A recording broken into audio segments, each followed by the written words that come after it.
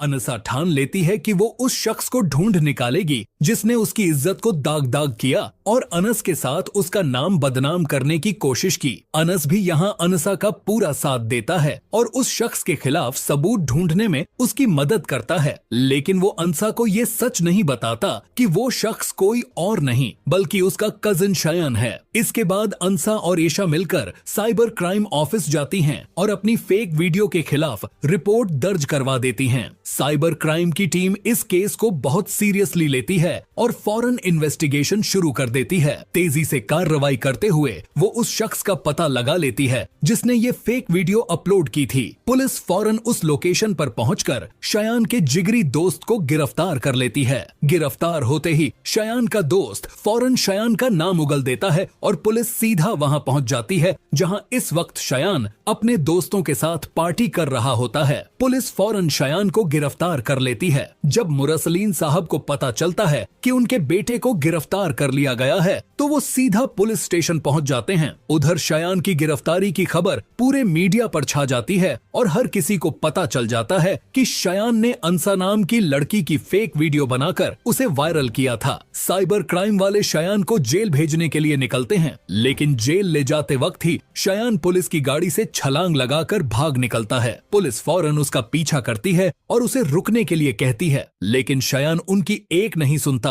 आखिरकार police officer को मजबूरन फायरिंग करनी पड़ती है और गोली शयान के पांव में लग जाती है। शयान वहीं जमीन पर गिर जाता है। पुलिस फौरन उसे हॉस्पिटल ले जाती है। अपने बेटे की हालत देखकर शाजिया जोर जोर से रोने लगती है। तभी मुरसलीन साहब को एक चाल सूझती है। वो अनसा के सामने नकली हार्ट अटैक की एक्टिंग करते हुए कहते हैं, अगर मेरे बेटे को कुछ हो गया, अगर पुलिस उसे जेल ले गई तो मैं जिंदा नहीं रहूंगा। फिर मुरसलीन साहब और उनका पूरा खानदान अनसा पर दबाव डालने लगता है कि वो शयान के खिलाफ अपना केस वापस ले ले, वरना मुरसलीन साहब की जान जा सकती है। मजबूरन अनसा शयान के खिलाफ दर्ज करवाया हुआ केस वापस ले लेती है, लेकिन ये फैसला अनसा को बहुत महंगा पड़ने वाला था, क्योंकि जेल से बाहर आते ही शयान सुधरने के बजाय अनसा से बदला लेने का फैसला कर लेता है। और अगले ही दिन जब अनसा अपनी दोस्त के साथ शॉपिंग के लिए बाहर गई होती है तो शयान एक किडनैपर की मदद से अनसा का किडनैप करवा देता है। थोड़ी देर बाद अनस को अनसा की दोस्त की कॉल आती है। वो घबरा कर बताती है कि अनसा को किसी ने किडनैप कर लिया है। ये सुनते ही अनस फौरन पुलिस स्टेशन पहुंचता है और अनसा की लास्ट लोकेशन ट्रेस करवाता है। पुलिस लोकेशन ट्रेस करते ही